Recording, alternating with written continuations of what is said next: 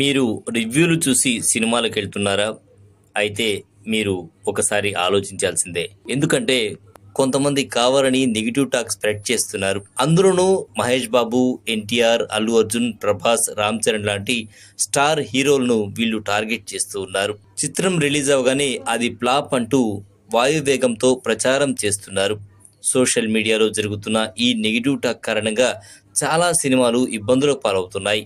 ఎన్టీఆర్, దేవర, అల్లు అర్జున్, పుష్ప 2 మొదట్లో negative talk ను సంతరించుకున్నాయి. అయితే ఈ సినిమాలో కంటెంట్ ఉండడం వల్ల ఎలాగో తట్టుకొని నిలబడగలిగాయి. అయితే ఇలా స్ప్రెడ్ చేసినటువంటి నెగిటివ్ టాక్ వచ్చినా కూడా 100 కోట్లకు పైగా కలెక్ట్ చేసినటువంటి చిత్రం అయితే ఉంది. అదే గుంటూరు కారం. సూపర్ స్టార్ మహేష్ బాబు నటించినటువంటి ఈ చిత్రానికి భారీగా నెగిటివ్ టాక్ ఇచ్చారు. అయితే చిత్రంలో పాటలు సూపర్ హిట్ కావడంతో థియేటర్ మెట్లెక్కారు. దీంతో 76 కోట్లకు పైగా షేర్ కలెక్షన్స్, 116 కోట్ల గ్రాస్ కలెక్షన్స్ సాధించింది ఈ చిత్రం. సినిమాకు హిట్ టాక్ వచ్చి ఉంటే 250 కోట్లకు పైగానే కలెక్ట్ చేసి ఉండేది. మొత్తానికి ఫ్లాప్ టాక్తో కూడా 100 కోట్లు సాధించిన హీరోగా మహేష్ బాబు నిలిచారు.